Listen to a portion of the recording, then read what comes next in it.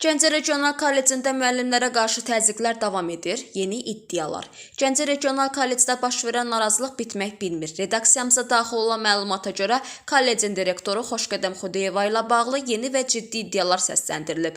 Bildirildiyinə görə bir neçə müəllim rəhbərlikdəki neqativ hallarla bağlı aidiyyatı qurumlara rəsmi şəkildə şikayət etdikdən sonra məqsədli şəkildə təzyiqlərə məruz qalıb.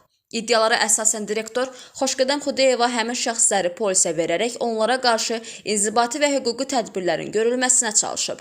Müəllimlər deyirlər ki, bu addımlar birbaşa onların səsini boğmaq və ictimaiyyətə çıxan narazılıqları susturmaq məqsədi daşıyır. Vurğulanır ki, bu təzyiqlər kollecdə onsuz da gərgin olan psixoloji mühiti daha da ağırlaşdırıb. Pedaqoji heyət arasında qorxu və narahatlıq yaradıb. Hazırda kollecdəki bu gərgin vəziyyətə qarşı Təhsil Nazirliyi və digər nəzarət qurumlarının hansı addımları atacağı maraqla gözlənilir. Qarşı tərəfin mövqeyini dərc etməyə hazırıq.